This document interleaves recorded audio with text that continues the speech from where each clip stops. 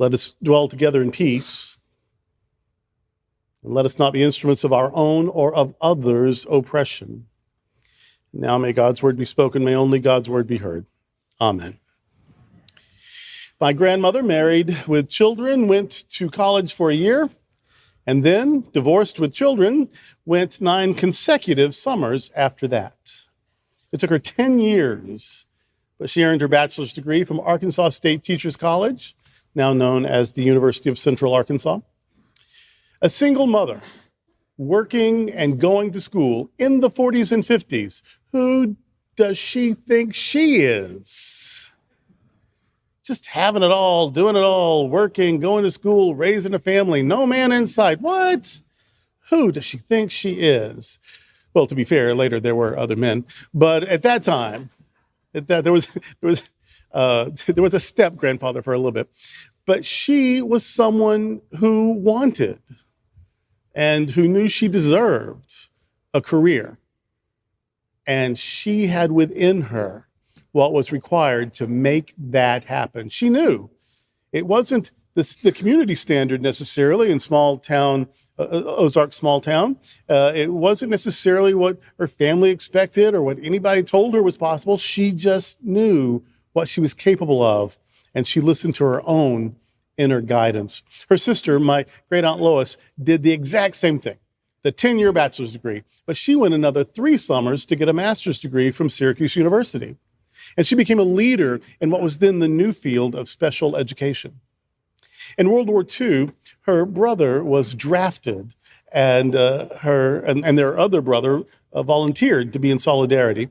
And then my great aunt took a break from teaching to work at a factory that made fighter jets. And she was on an assembly line. Her part was to make the windshield wipers. She would not be left out of the war effort. Now, pacifist that I am, I admire my dad's family's determination to stand against the right-wing fascism that was sweeping across Europe. I had a friend in college whose grandmother finished her bachelor's degree and earned 2 master's degrees after her children were grown and out of the house. She dropped out of college to get married. She had 3 kids. And after they were finally all grown and gone, she went back to college and got her degree and was having such a good time, she didn't stop. She got a master's degree and then another master's degree. And then she decided in her 50s to pursue a doctorate. Now, if she'd finished that doctorate, she'd be 60 or older when she got through it. And her kids and grandkids asked her why she wanted a doctorate at her age. And she said, so they can chisel it into my tombstone.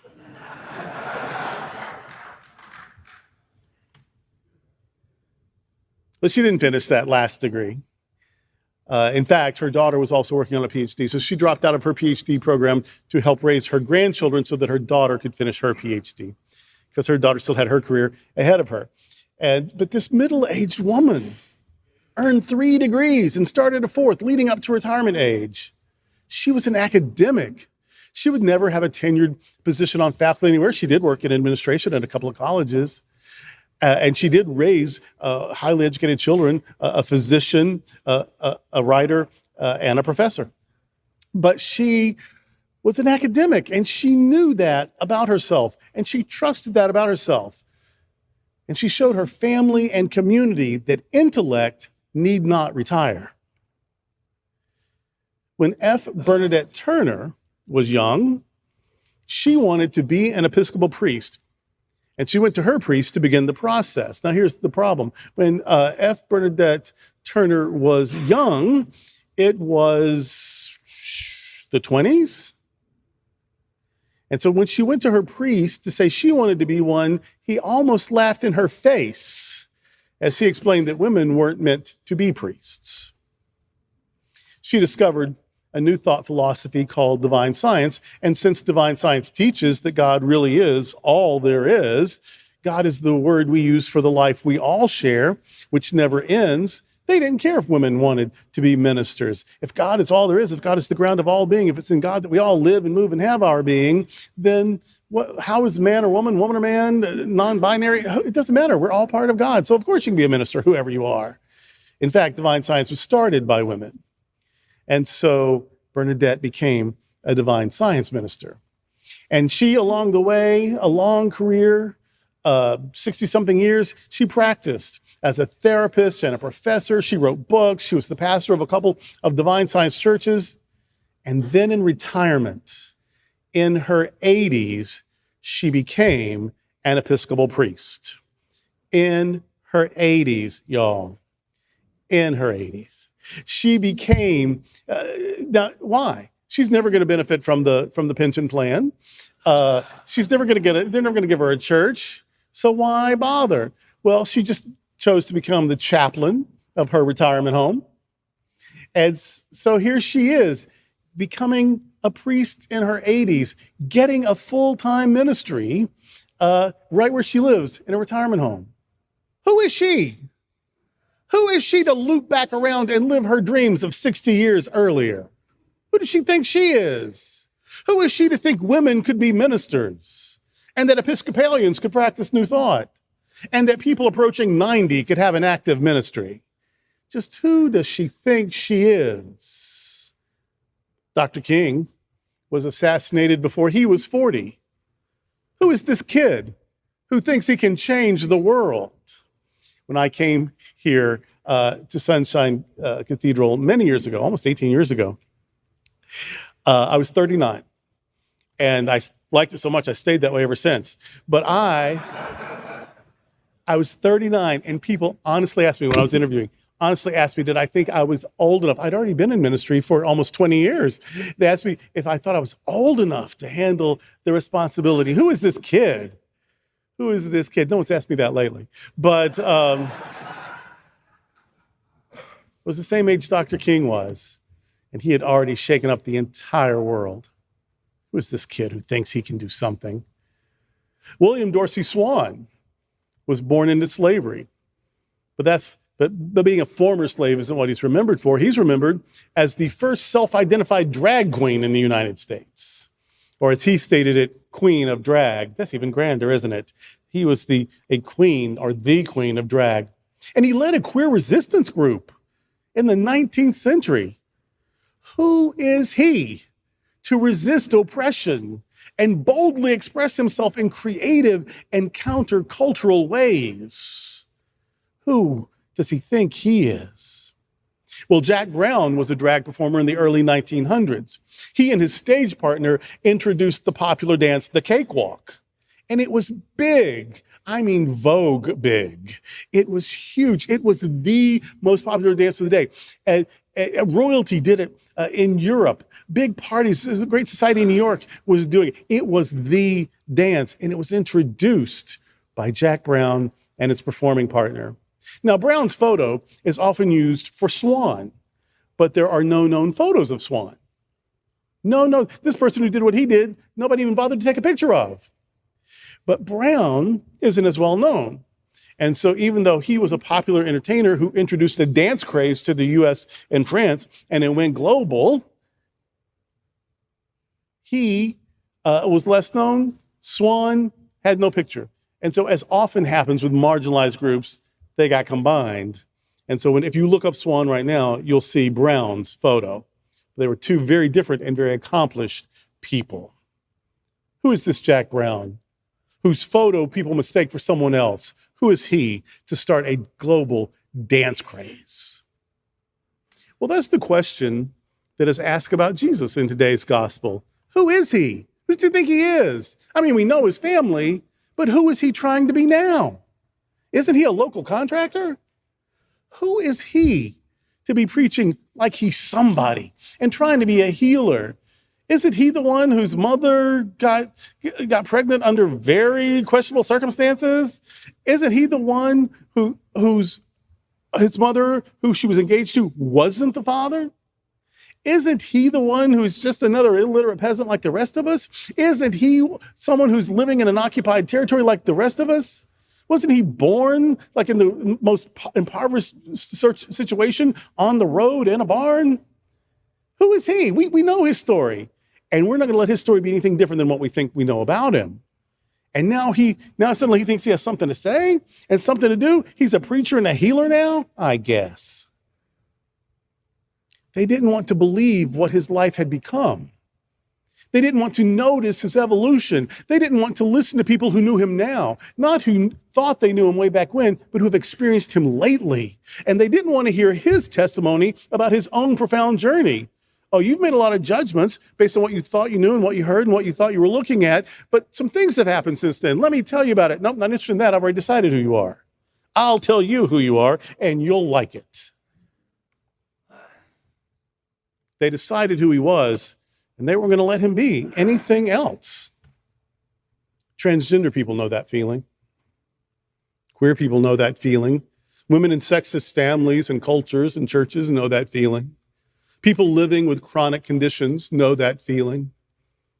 Do you remember when we were very intentional back in our AIDS activism years of saying that I'm living with HIV. We wouldn't say I have it. We wouldn't say we're dying from it. We would say I'm living with it. We took control of the narrative. We wouldn't let it have that much power over us. Even if we weren't feeling well, even if the future was completely unknown, we still had power over who we were in relationship to it. I am living with this thing. It isn't controlling me. I'm living with it. And some people were trying to hear that. Some people were still just dismissing us as victims or as a problem. So when you are trying to tell people who you are, notice who listens and who won't. Once church or family or government tells you who and what you are, you will have a hell of a time getting them to listen to the best expert on you, which is, of course, you. I think it's funny, all of the debate about transgender people. If you're not transgender, shut up and listen. All the debate over same-gender loving people, people with same-gender attraction. If you're not gay or lesbian or bi or pan, shut up and listen. You might learn something. All this debate about a woman's choice, about a woman's autonomy over her own body, if you are not living inside a woman's body, shut up and listen. You might learn something. All of this pain and angst and injustice and oppression and marginalization because somebody else is trying to tell you who you are, and they won't listen when you correct them to say, no, I'm so busy being me. Let me tell you what that is. And they'll say, no, I've looked up a Bible verse, or I've got some tradition, or I know the way it used to be, or the way I want it to be. And that's the way it has to be for you. That's what's happening to Jesus. And he says, no one is without honor except with people who think they know you. Jesus could do amazing things when he realized who he was, when he didn't let other people decide who he was, but he realized who he was. Remember when he went out in the wilderness to sort it all out, and he came back on fire. Once he knew who he was, once he had silenced all the voices of doubt and distraction and knew who he was, then he could be busy living into his reality. And that was life-changing and world-changing. When Jesus could do amazing things when he realized who he was. And those who wouldn't let themselves see what he was becoming didn't get to share in the evolution or the discoveries. You can try to edit out the parts of my life you don't like or understand if you want to, but that just means you miss out on some of the best parts of my life. And that's on you. Who does he think he is? Who do they think they are? We remember when they were struggling. We remember when they were just starting out. We remember when they had a different opinion. We remember when they were with a different man or a woman, or when they were with a man or a woman. We remember before they learned all that crazy stuff. We knew them before they learned all that crazy mess that they teach in universities and liberal churches and therapy and that mess you learn from books you check out of the libraries until we yank them all out. We knew them before they learned all that other stuff that they believe in other countries or in those big cities or whatever changed them from what we insist they be into what they now know themselves to be. Well, nothing changed them. They just got free.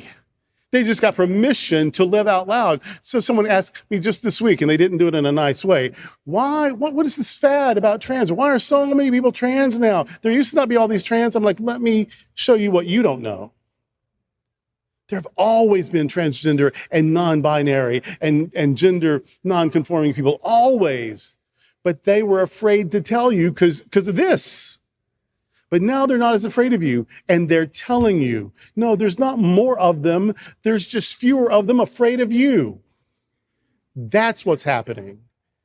And they're really angry about it.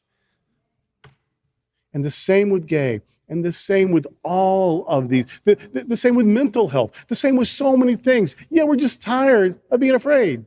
I will tell you that I'm on a Wellbutrin and Lexapro cocktail, and you better thank me for being on it. That's good for you.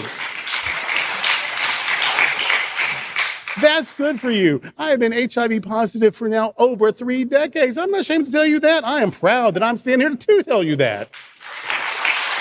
Happy. I'm proud to say I'm queer. I'm proud to know, because I was late in life figuring it out, to know that I'm non-binary. I got no shame in any of this game. And the reason I tell my story is so that you'll feel a little bit more comfortable telling yours. Know who you are, and then you have the power of living as the person you are. Don't let anyone tell you what you're supposed to be or have to be, because the person who knows you best is you. Who are they to learn and grow and become something that I don't understand and can't control? Who do they think they are? Well, don't worry about those that ask that question. Just know who you are. Don't try to convince them. You just know you, and then live as you, like Jesus, like Dr. King. Know who you are, and don't let others tell you that you need to fit their mold. We know who we are. We are God's miracle and not God's mistake. And this is the good news. Amen.